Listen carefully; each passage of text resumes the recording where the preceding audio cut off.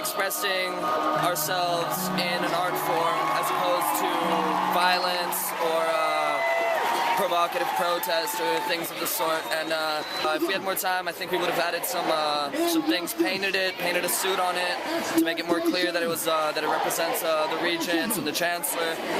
Maybe put some money in his mouth. I think would have been a good idea. So yeah, I mean, he said it pretty well. It's kind of representative of the fact that the chancellor and the regents and this undemocratic run school system is to be obsolete. And yeah, I think Henry put it pretty well. It's something to be extinct and replaced by electoral government. I'm here today as part of the staff on campus who are in solidarity with the rally and with students. We think it's very important that the University of California recognizes that students and staff and faculty want to work together against the budget cuts, and that we just can't afford any more cuts. We want them to be reversed. And the cuts have impacted workers very deeply.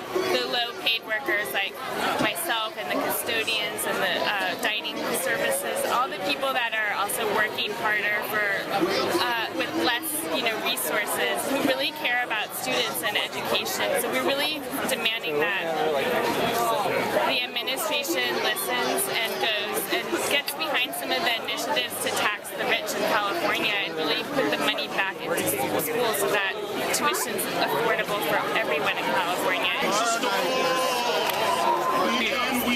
Down here in part because of the tuition cuts, in part because of what happened with the police last week. I think a lot of us saw the clip, and that's pretty appalling. I think the way the administration has dealt with it, the way the police have dealt with it, has just been atrocious. There's a call for their resignation. I'm not ascribing my name to that one way or another, but I think that's something that the movement is really considering pushing. So that's the first part of it. The other part of it is just because of public education and the drastic amount of cuts that are being made.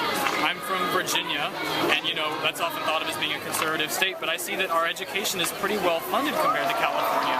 I came out here and was shocked at the amount of money they're taking away.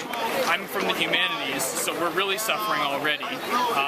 Area studies programs across the country are just going down the drain. But particularly out here in California, public education should be accessible to everyone. So on one side I have shame, which I think is what the administration should be feeling. I think it's what a lot of people should be feeling when they're not supporting public education. On the other side I have this slogan in Serbo-Croatian, Mir, ljubav I obrazovanje.